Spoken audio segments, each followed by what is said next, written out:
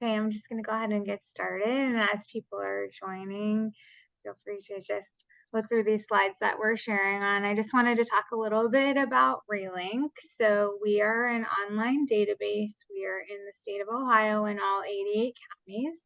It's free for anyone to use, and it's free for anyone to be a provider on Relink. And we have all different categories, which I'm going to show you in a minute. But on this home screen, it shows this is what it looks like when you go to relink.org. And when you do that, you would want to click on this button, Find Help Now. So some of the categories that we have available for looking, some of our most searched categories are housing and employment and basic needs. We also have counseling services. We have a lot of things listed under addiction recovery, family resources, and also crisis and emergency hotlines. And we have a lot of our information is redundant throughout the website. So you might be on the reentry section and see one category. You'll also find it under human trafficking, or you'll find it under addiction, but you can look in all the different areas and find the information that you need quickly and conveniently. So if you are a provider and you have services that you want to list on Relink, it's really easy. You just go to the account portal and click register, and you create an account. And then you can use your credentials to log in and click on add new under the provider information and put your provider information and services in. And when you're done, you can let us know at info@relink.org. It's a really easy process, but we're happy to walk alongside you in doing it. You can always call us or you can email us at info@relink.org, and we're happy to help get you set up on that. Our next webinar series for the next 3 months is going to be a human trafficking series. And the first one is Tuesday of next month in September, on September 26th at 2 o'clock. And that one's going to be online exploitation, what it looks like and what you can do about it. And we're also going to have 2 more that are following after that.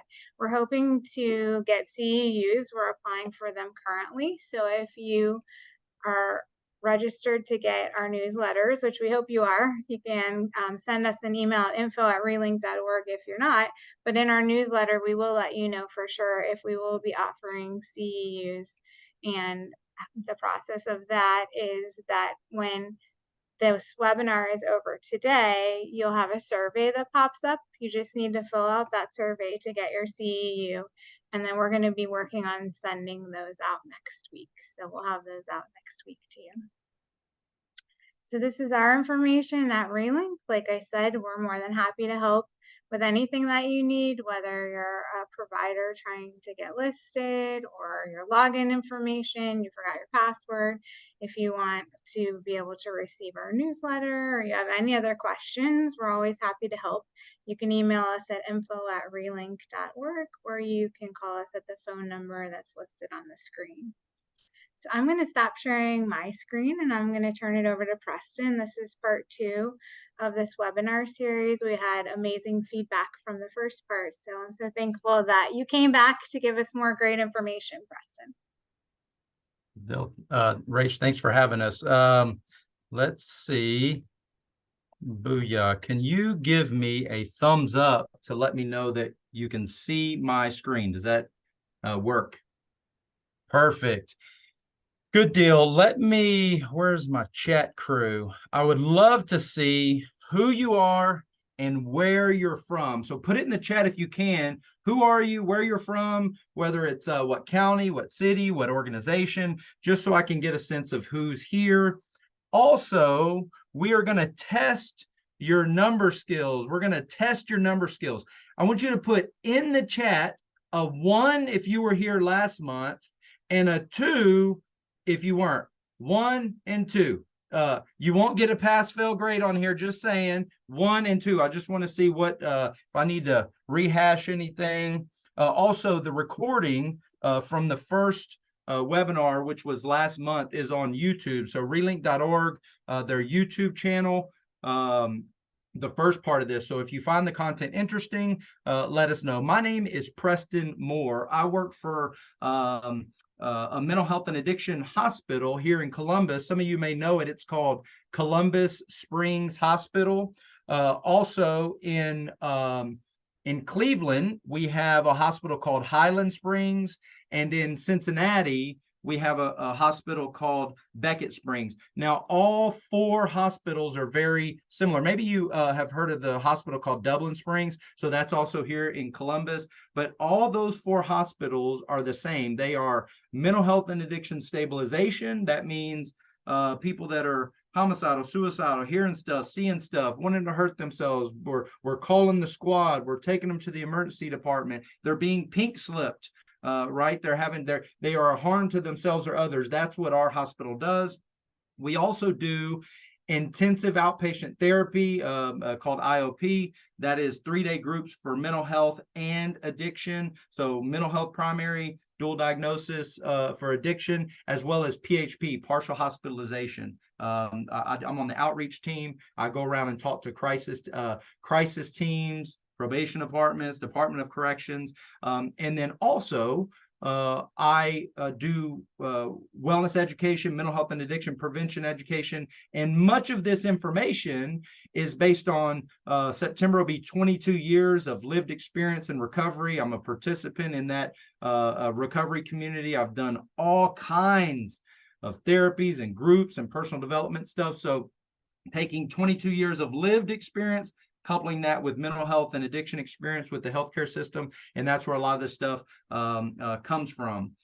Also, if you'd like to hang around after the webinar and hang around and chat, ask questions, I'd be glad to do it.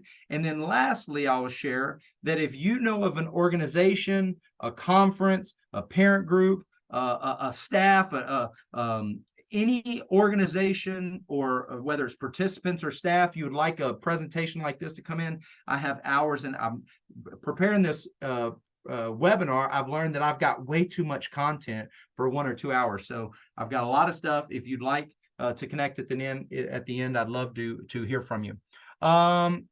Let's see, what is next?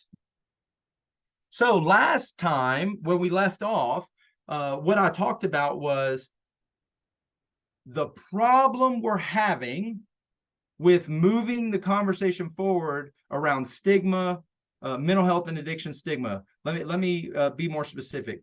The way that we're going about normalizing and demystifying the stigma around mental health and addiction, my hypothesis, my opinion is we're going about it all wrong. What I mean by that is we need to focus less on mental health and addiction and more on emotional dysfunction. If you were here last month, if you were here last month, write in the chat, what do I mean by we need to focus less on mental health and addiction and more on emotional dysfunction? If you were here, you know what I mean by that. Why is it that we need to focus less on mental health and addiction and more on mental and emotional dysfunction? See if anybody remembers that.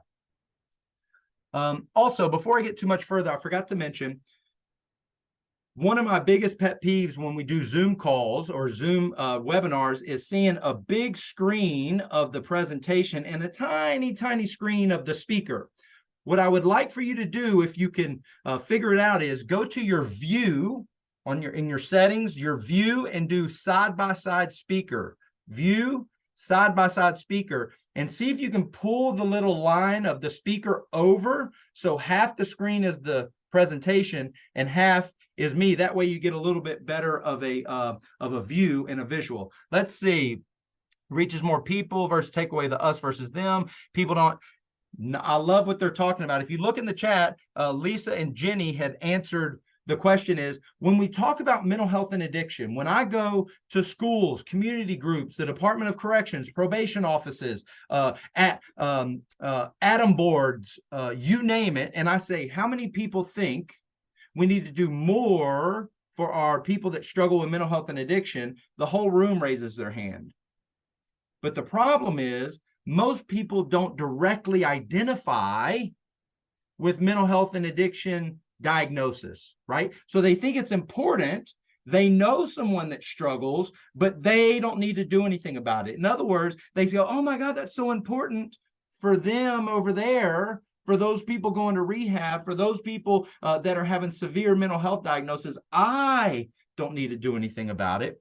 I'll click do a quick refresher in the next one, where John Bradshaw talks about 96% of people struggle with some form of emotional dysfunction, which means more people struggle with emotional dysfunction. My emotions don't match, my response doesn't match the situation, that I can't always put a finger on how I feel. More people identify with that than identify with mental health and addiction. The next thing we're going to talk about is basic level of care education. I'm going to get to that in a minute. The next thing is shifting perspective around the hours necessary to change a behavior, changing our perspective on what it takes to change in my person, in my family, in my relationship. And then lastly, how can we responsibly and productively self-disclose? We're going to get into that. Really quick, John, if y'all weren't here last time, we will attach the presentation to the follow-up email, but you can also take a picture or a screenshot. I love John Bradshaw's stuff. He's got some great, he's been talking about this stuff since the 80s. He's a multi-time New York Times bestseller. He's got some great YouTube series online, and he's talking about emotional dysfunction, family dysfunction, that is our issue. It's not necessarily mental health and addiction. Why is it important that we talk about this? Because we need to shatter these belief systems about don't trust, don't feel. The amount of people that grew up in families that were great families, doing the best they could. They did a lot of things right. But the thing that we knew about parenting and grandparenting back in the day versus what we know now is different.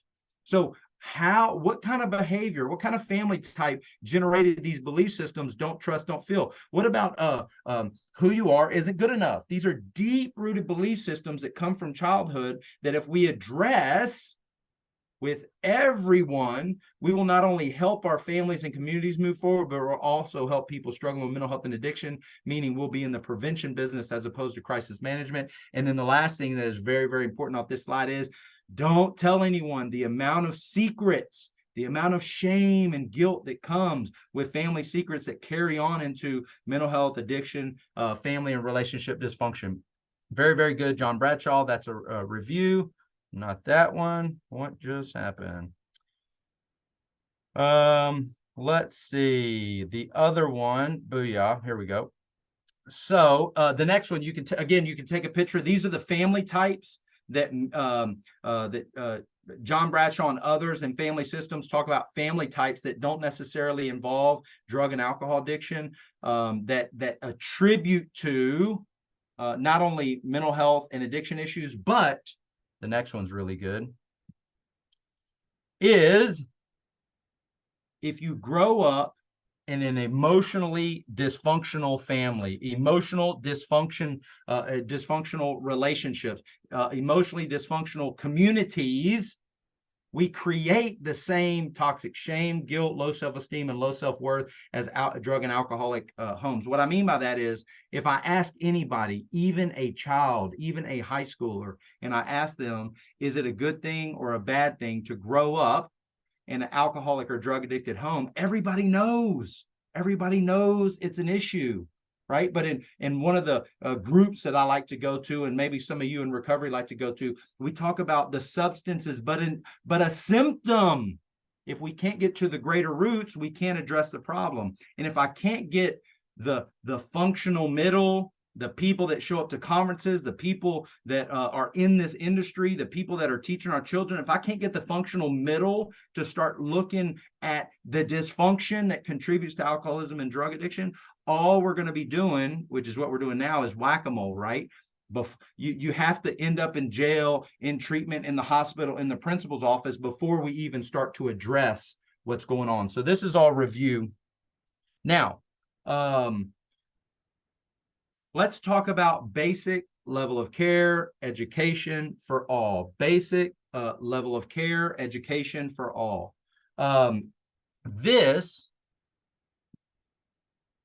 has traditionally been left to our mental health professionals to educate clients on these topics, which means what's the difference between a coach, a counselor, a therapist, psychiatrist, psychologist, inpatient, outpatient, support group, IOP, PHP, MAT, right? What's the difference between an addiction or a compulsion versus misuse, right? Traditionally, this is left to our healthcare professionals.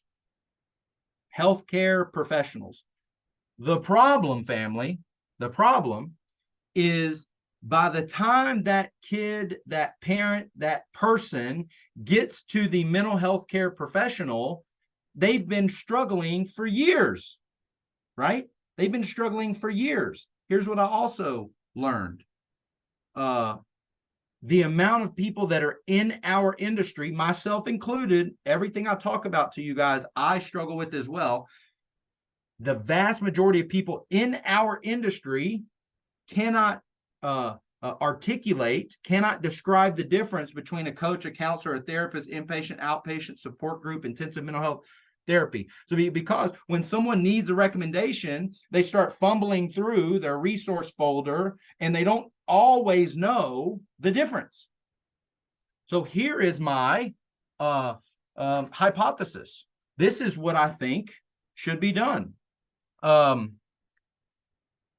is this? Okay, this is the in my level of care diagram. This is the top three, which is going to be IOP, PHP, inpatient, and then intensive hospitals like what a Columbus Springs does. There's some other facilities out there, some behavioral, River Vista, OHP. These are high-level mental health stabilization places for addiction.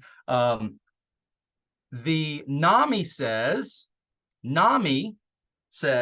that about 5% of our population struggles with severe mental health challenges, right? I put on here 10 to 15% of our population. Here's where I'm going with this, is that when we talk about mental health and addiction, so many people think of this level of care, the severe mental health and addiction peeps, which are anywhere between 1 and 2% to about 5 or 6%. That is the percentage of our population that will ever need this level of care: PHP, IOP, intensive long-term rehab for drug and alcohol addiction, intensive mental health stabilization, right? So call it, and I'm kind of being a bit general with these percentages, but I'm trying to be as inclusive as I possibly can. Call it 15% to 2 to 5%. So when I go talk to a big group of people, that's the they. That's the separation. That's the disassociation, right? We need to help them. But if we're going to get in the prevention business, why not focus on, where'd that go? Why not focus on the levels of care, the basic levels of care that 80 to 90% of our communities will never need? Hear what I'm saying? 80 to 90% of our communities will never need more than a basic coach, a basic counselor, a basic therapist, a support group, like maybe a 12-step support group, a parent support group, a spiritual support group, right? So if we can get more of our middle, more of our functional middle, the families of, the friends of, the communities of, to get comfortable and participate in this area, then, my friends, we can catch our severe patients, our clients, before they end up in a crisis. Now, what is the difference? These are basics. What is the difference between a coach and a counselor? Coach, these are people that are associated with, they call themselves life coaches, business coaches, relationship coaches. These coaches typically focus on goals, desires, potentials. Coaches are very, very good at asking questions, right? As our counselors, therapists, case managers, very good at asking questions. But the problem with the coaching industry, let's talk about the pluses. The pluses of the coaching industry is, my experience is many people are much more willing to hire a coach than a therapist.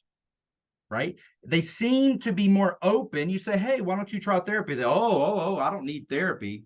But you go, hey, would you like a life coach, a success coach, a business coach, a relationship coach? You go, oh yeah, I would love a life coach. That sounds awesome, right? So the bar, the perception, the stigma, the bias or prejudice between a coach and, let's say, a counselor or therapist is coaches help you do better in life, reach your goals, be successful. And then counselors and therapists are typically to help the sick people, right? Some of the those are some of the upsides. It's a good dip your toe in the water. They're attractive. People are more open and willing to go work with a coach. Some of the downsides, they're not regulated, right? There are different credentials, and some coaches are better than others, but they're not regulated, right? So anybody can say, hey, I'm a coach, and they can be open for business, right?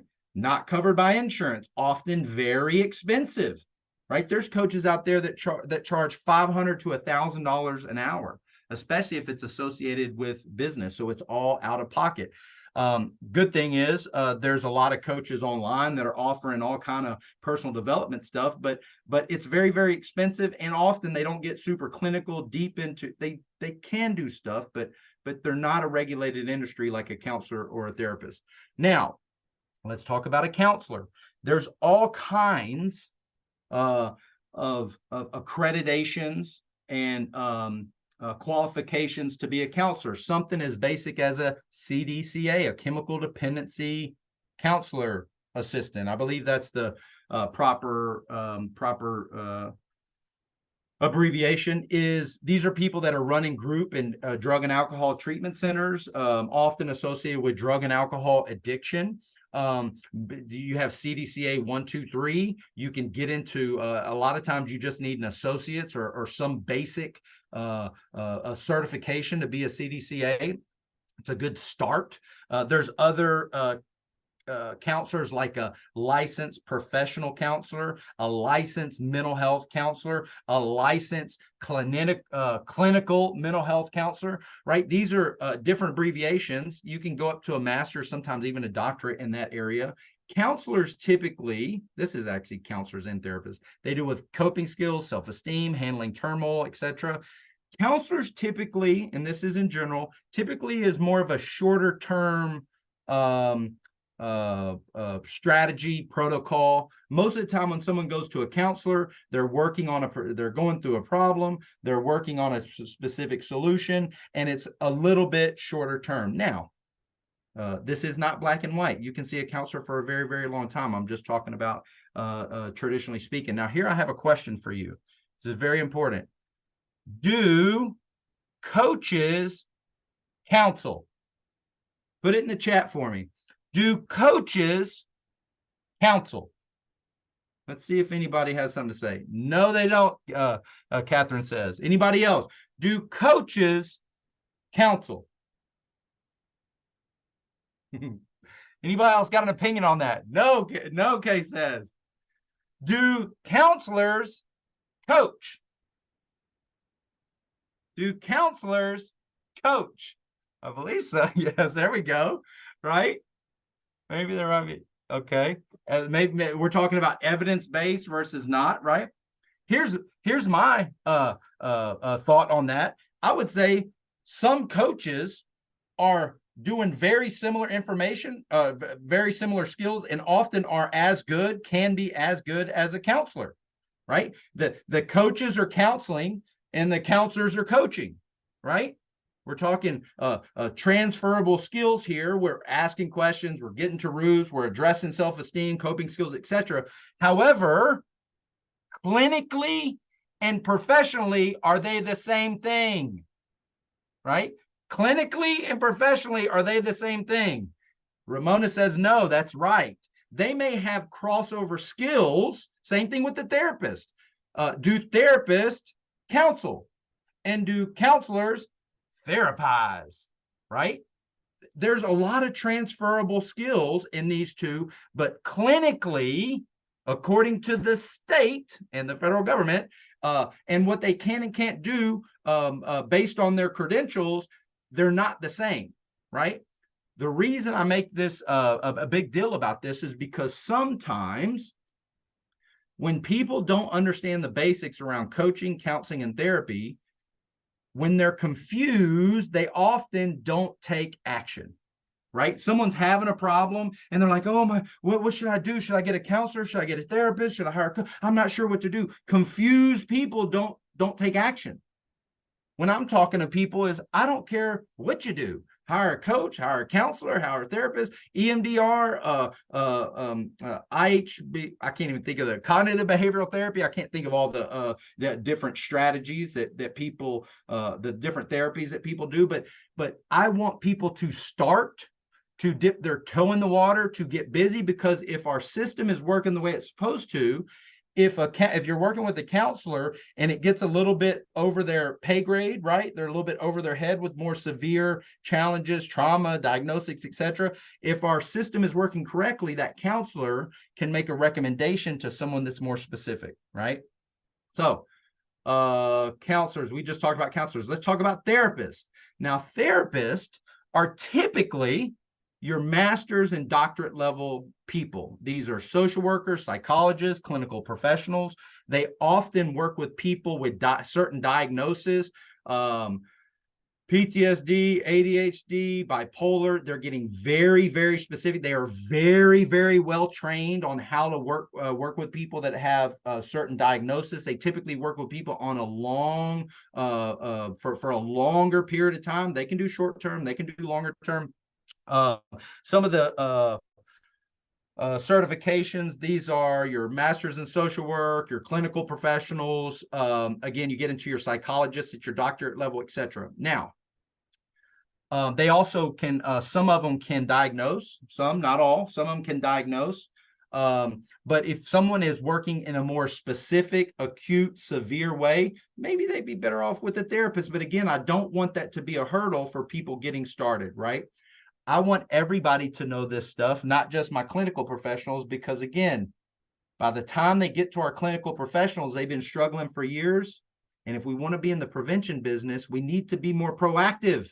We can't wait until they end up in a crisis before we start making these recommendations. Here's a big question for you. Very big question. Psychiatry. If you have a psychiatrist, I want you to put it in the chat. If you have a psychiatrist, does that mean you have a therapist?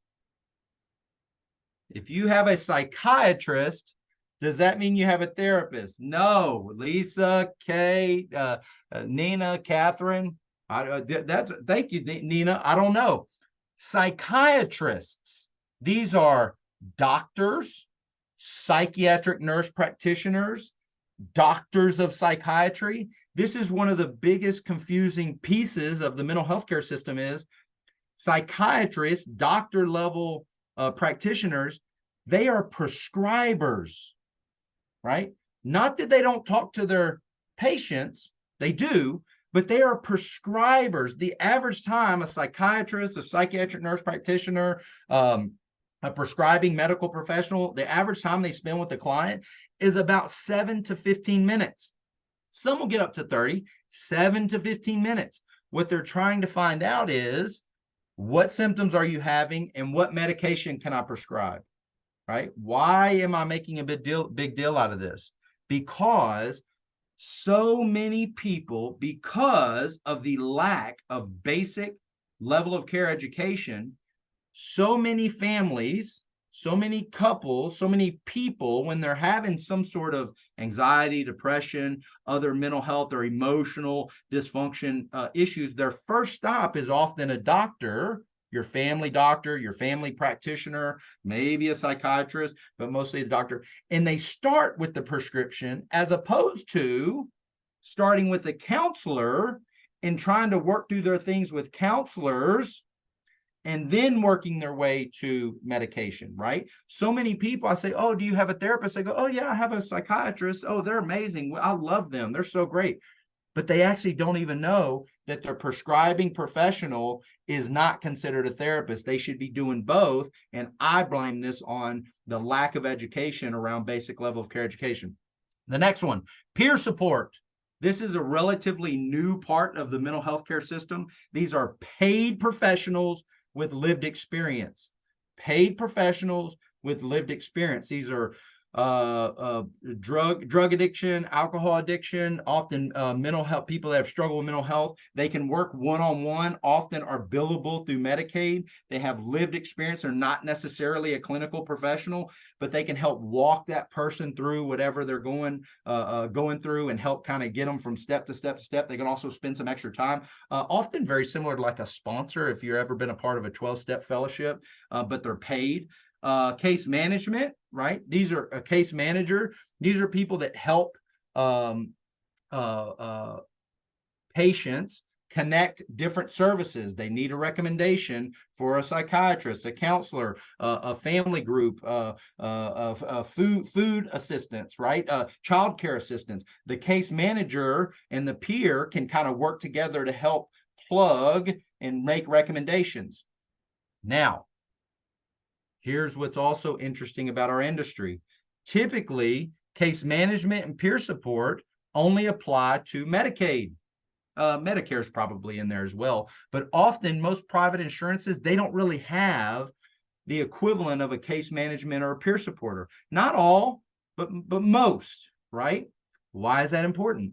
That the struggle, the challenge that people have around mental health and addiction challenges is they don't always know what to do. So they end up waiting until they're desperate before they start asking for help. If we had more access to peer supporters, case managers, other professionals that don't necessarily go into a doctor or a therapist per se, that can help people navigate and say, hey, you know, not only do you need to go see a counselor once a month, but you should probably do some other things. That's a lot of people don't realize that they don't even often, even in our industry, they don't even know what a peer supporter or a case manager is, much less do I have access to, and is it included in my service? The other thing when it comes to basic level of care education, there's a lot of people that have access to peer support and case managers that they don't even know they have access to. It's included in their Medicaid. It's included in the county's paying for it, right? They have access, but they don't know because our communities and people in our industry don't always know the difference between these. Now, here's my question. So what's the solution, right? What should we do? How do we educate the masses around basic level of care education? Now, this is something I have direct experience with is we start in the schools. When I first moved to Columbus and started working at Columbus Springs, I actually didn't even know what a mental health hospital was. I was just a person in long-term recovery, had a lot of experience with personal development and counselors and couples counseling and couples retreats, right? I'm coming in to work for a hospital not knowing a thing. And they put me on the schools, and right? And so I go into these schools and I'm going, hey, I'm here to talk about mental health and addiction services. And they're like, oh, we love mental health and addiction. We need more resources. We're so passionate about this. And they would talk about their process and all the procedures they have in place. And the principal would say one thing and the superintendent would say another thing. And then I'd get to the teachers and the counselors. And can you believe this? I know this might be a shocker. The teachers and counselors experience was very, very different than the principals, superintendents, and administration, right? Very, very different. Here's what I discovered as I'm going through the schools. If we're going to educate the masses, if we're going to have everyone understand basic level of care education around mental health and addiction, the way it is now, the way the education system is set up now, the counseling office, your social workers, and your mental health specialists are usually the one educating kids and families on services and making recommendations, right? So hear what I'm saying.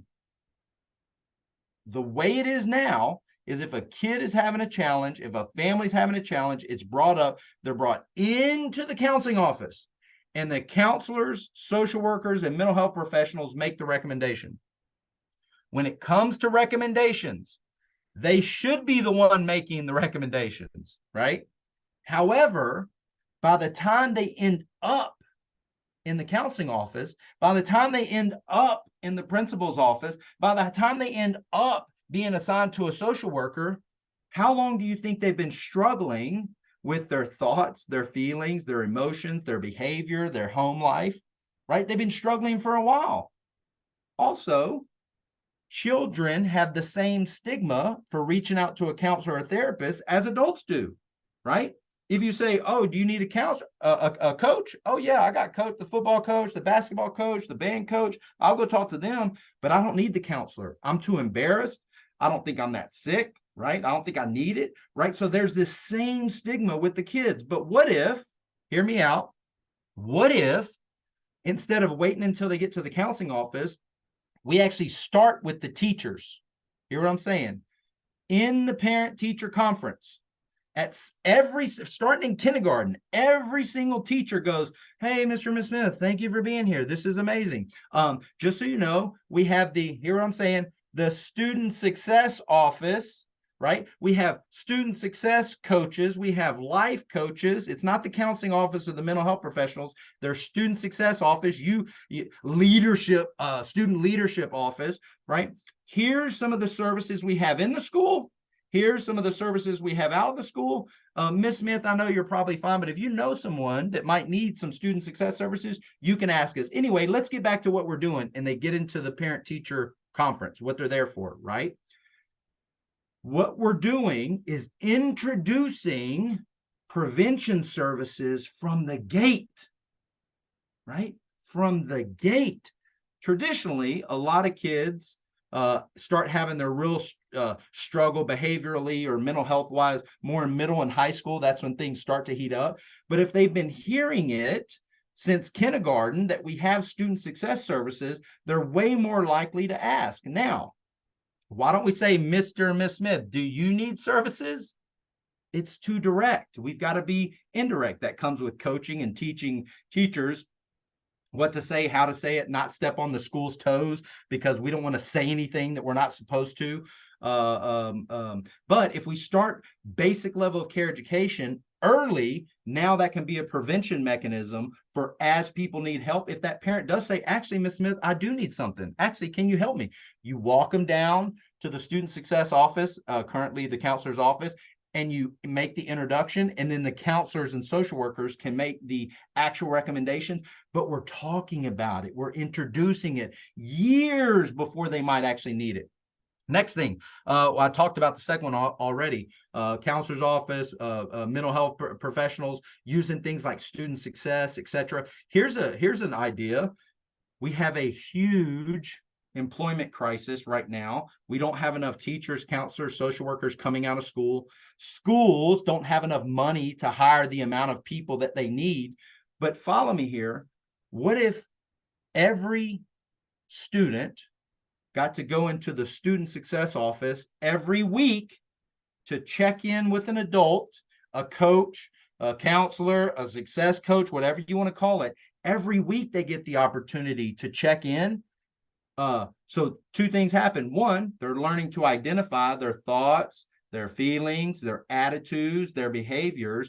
But now if every kid is going into the student success office, now I don't have to be embarrassed if I am having a hard time. If grandma died, mom and dad split up, I'm thinking about hurting myself, I'm a fourth grader, right? If everybody's going in the office, now I have a better chance of catching it early as opposed to waiting until things get very, very bad and everybody gets concerned. And then now we start to address it. Now, I got an interesting question for you. How many people know the percentage of time or the major responsibility a school counselor has during school? In other words, their number one responsibility in school and how much time or percentage of time they spend doing it. How many people know what the number one responsibility that a school counselor has at school? Number one responsibility. Anybody have a guess? Anybody know? What is their role? The school counselors. Making sure they take all their classes they need. Who is that? Miss Amy? Thank you. Anybody else?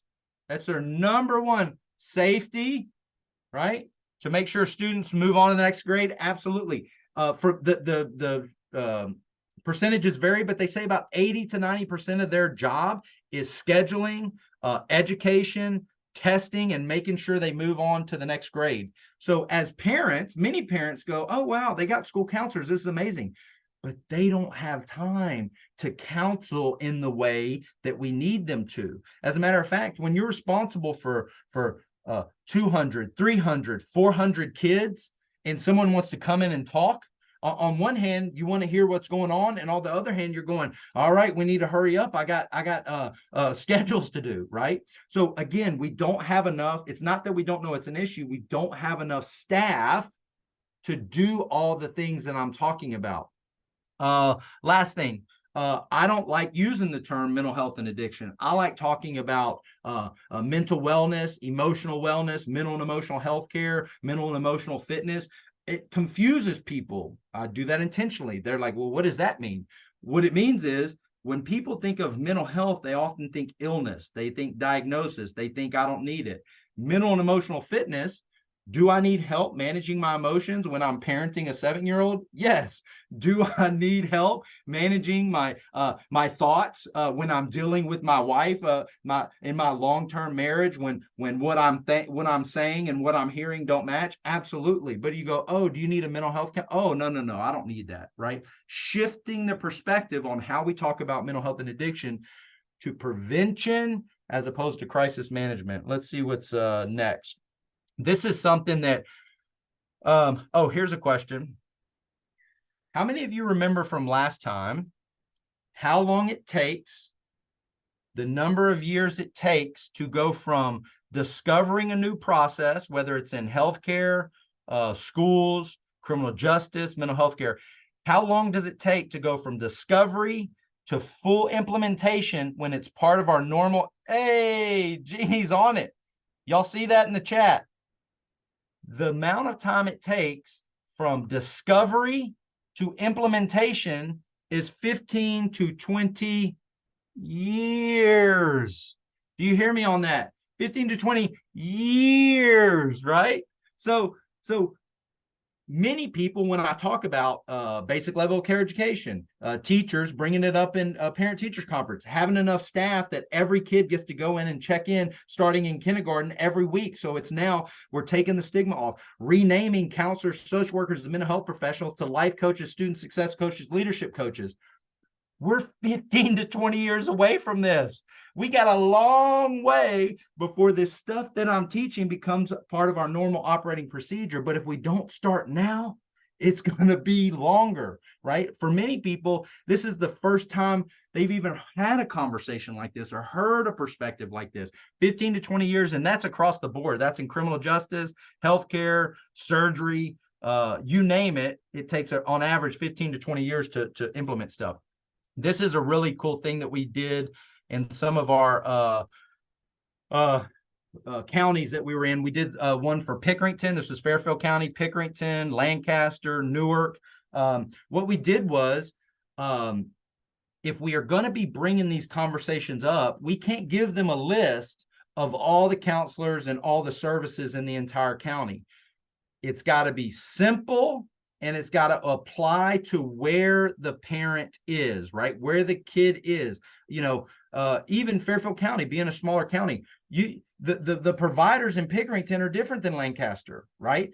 Why would I give someone a provider list of all of Franklin County if they're not going to go to all of Franklin County, right? So what we started implementing, which it was a good idea but hard to implement, was basic level of care education, which is your triangle, and then your different services that are available in the school. So this one, it looks pretty small, and I can send it out to y'all, but these are just the providers that are in that little area, in that school district. And here's the other most important part: simple and easy to understand language.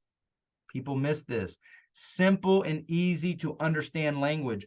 In our industry, whether it's criminal justice, whether it's county, state lingo, whether it's clinical lingo, we have this lingo, and most patients They don't understand. It goes right over their head, right? Confused clients don't take action. Confused people don't take action. So if we give them a bunch of clinical jargon, they're confused, they don't do anything. But if we can make it very, very simple, that I can drop this piece of paper on the floor, someone can pick it up, read it, and understand it. When we're thinking about resource guides, we need to be micro locations, micro guides for schools, micro community, and then basic information so people can understand. So if y'all want to talk about this later, I'd love to do it. I would love to have a tool like this in every school across Ohio. I'd even love it, be even better if it was across the country. But this is a great tool. If someone could implement it and retool it, retrain on it every semester, would be amazing. So this is part of, we need to shift the perspective in how much time it takes to change a behavior. Shift a perspective in how much time it takes to change a behavior. We got a wellness plan, right? What should a wellness plan look like? Why do I call it a wellness plan and not a mental health plan? Well, mental health is for people with illnesses, right? Wellness, everybody can get on board with wellness. Now, before we get into what a wellness plan might look like, to give us a guide, think in terms of something that you're good at, right? Think in terms of something you're good at. I want you to put in the chat, I'm gonna give you an opportunity to brag, to put yourself on blast a little bit. Put something in the chat that you know you're good at. Tell me something you're good at in the chat. Playing piano, playing sports, listening. You must be a counselor, Michelle. Supporting others. I'm on the right webinar. I got all the helping group. Supporting others. What else? Cooking, parenting, grandparenting, skiing, right? Working out, baking, right? Think of how long, follow me now. Think of how long and how many hours it took you to get good at that. How long, how many hours, right? How many years did it take you to get good at that? It's an interesting conversation, isn't it? Most people, to be it's a daily practice. You better believe it, Miss Lisa. Malcolm Gladwell talks about 10,000 hours one needs to become an absolute expert. 10,000 hours. How long does it take? Usually hundreds and thousands of hours before you get really good. Then we think of, this is why I'm bringing this up. When we think of mental health or addiction, and we tell someone, hey, you're really struggling, I want to change my life. You want to change your life, you want to get off drugs, alcohol, etc. You want to get your bipolar, your mental health under control. Yeah, I do. I'll do anything. Yeah, you're right. Great. The normal recommendation is how many counseling sessions a week? Put it in the chat. How many counseling sessions is the average recommendation to help someone manage their mental health or addiction? 1 to 2, Lisa says. How many? What's the average recommendation? 3, Brian says. 3. And we're talking a week. Is that right, Brian and Jeannie? A week? Average recommendation. Yes. Now, here's the next question. What is the average time someone spends on their mental health with a professional? In other words, across the board, nationwide, what's the average time someone spends on their mental health with a professional across the board? What's the average? Any guesses? Less than an hour per session, 30 minutes, right? The average, even if someone's willing to see a counselor or a therapist, the average is 1 to 2 hours a month. Hear what I'm saying?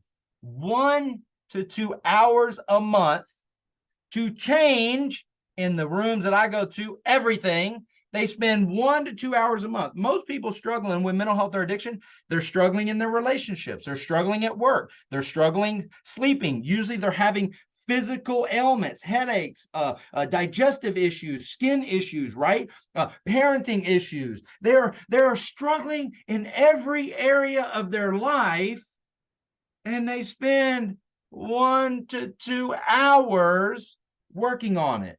How is that possible? Right? Couple reasons. One, when you're doing intensive work or working with a professional, often you need time in between sessions. That's one reason, right? It's not good to see a counselor every single day. Second thing, cost. Insurance won't pay for that every single day. We're talking Medicaid, private, self-pay. It's very, very expensive. What else? We don't have enough clinicians. Shocker, we don't have enough professionals to do it, even if you want to, right? There's not enough people, time, and money to cover it. So how can we become an expert? Like you're an expert at helping others, you're an expert at serving others, you're an expert at cooking, you're a fitness professional, right? You work out 5, 10, 15, 20 hours a week when you add up your food and go into a workout group and join in the gym and do all. You're spending 5, 10, 15 hours a week doing all these things. And then in my mental health care, my emotional health care, my relationships, I'm spending 1, 2, 3 hours a month. How in the heck can we change the perspective? I'll tell you how.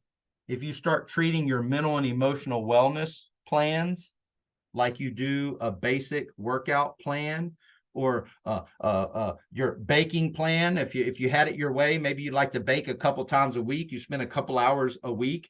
There's some really great information. Dr. Leaf, I think it's Caroline Leaf. She wrote a book called Cleaning Up Your Mental Mess. She's a scientist. She can actually see. She puts all these electrodes on your brain, and she can see the difference between a positive thought and a negative thought. And just a very, very simplified, a positive thought looks like a big, beautiful tree with a bunch of leaves, big and full. A negative thought looks like a little skinny weed, right? She can see it under a microscope. And so her science is about changing negative thoughts to positive thoughts in a 64-day process, right? You do this process every day for 64 days. The 12-step meetings, if I got any 12-steppers out there or people that are familiar with 12-step, when you start going to meetings as a drug addict or alcoholic looking to get in recovery, how many meetings do they recommend you go to, and for how long when you first start? Put it in the chat. How many meetings when you're going to the 12-step groups, usually AA, NA, some of the more acute, how many meetings do they recommend, and how long? Has anybody ever heard of 90 meetings in 90 days? There it is. Miss K knows. 90 meetings in 90 days. Miss Caroline says the way you change a thought process to quit thinking about negative stuff to positive stuff is 64 days. If any of y'all like podcasting coaches, Mel Robbins, one of the best, she talks about why as we get older do we lose connection with people. We find it harder building deep, intimate connections with people. She quotes some research that says as an adult, to go from like acquaintance to good friend takes about 90 hours of one-on-one or group time together, 90 hours. And to go from good friend to great friend, it takes 164 hours, right? So time it takes. And yet we think we can manage mental health diagnosis, mental health, how I handle my thoughts, feelings, attitudes, and behaviors, my addiction. And I think that I can go to a couple meetings a week and maybe see a counselor once every other week, right? So a mental wellness plan should be well-balanced, and well-balanced maybe includes a professional, daily meditation and journaling, positive literature, sponsorship, mentorship, groups. I'm a big fan of groups. We talked about if we're going to treat our mental and emotional health care like we are professional, like we would a physical workout plan, and we can't see clinical professionals, what are we going to do? The best way, I'm biased, the best way is peer-led support groups. Alcoholics, people that struggle with alcohol and drugs are often the lucky ones. Desperation shoves them into meetings but at least they have groups to go to every day. What about the family? That's one of the most underdiagnosed groups. One of the most underdiagnosed groups around mental health and addiction is the family. The families are the ones calling for help. But then when you say, "Hey, here's what you need to do to start helping," and go to Al-Anon, NAMI, family groups, hire your own counselor, therapist. I don't know about your experience, but my experience is the family goes, "No way, I don't need that. They need that. They're the bad one. I don't need that." So if we start treating our mental and emotional health care plan like we would a physical health care plan, we could get our hours up and be in the prevention and maintenance business until waiting for stuff to hit the fan. This is even if you wanted to, you couldn't hire enough coaches, family therapists, or clinical practitioners. Even if you wanted to, you couldn't. So we can utilize the free groups.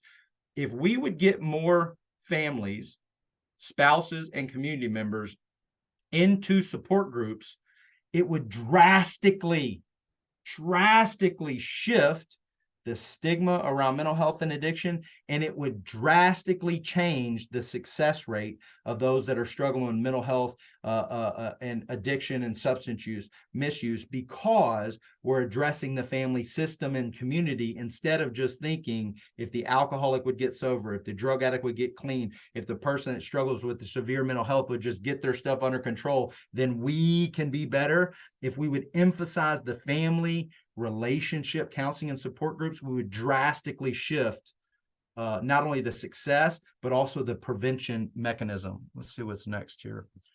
I know I'm coming up on time. I've got a couple of minutes, and I'm going to hang around after if anybody wants to hang around and have questions. I want to say this real quick. Next level advocacy. I think one of the biggest challenges around mental health and addiction stigma is even the people that participate in counseling, coaching, therapy, support groups are either told or decide to not self-disclose. Let me say it again. People that participate in counseling, coaching, therapy, and support either are told or choose to not disclose that they participate in those areas, right? There's a number of reasons. Sometimes professional, sometimes embarrassment, sometimes the group they go to tell them, you need to be anonymous, right? But how are we going to move the conversation forward if people don't know that their neighbor, their friend, their people that they work with have experience in that area? Every single person that I meet from the time I was 21 years old, probably a little later than that if I was honest, knows that I'm a person that have experience around mental health, addiction, and family struggles. I have experience in that area. And if you know someone that needs help, they can reach out to me. This is my formula. Every single person I meet, I say, "Hey, by the way, Miss K, just so you know, if you know someone struggling with mental health or addiction or like family stuff, I have a lot of experience in that area. You can give them my number, or you can tell them they can ask me questions. Here's the next key. You got to move on. All right, Kay, what were we doing? Let's get back to business." Every single person I tell that to.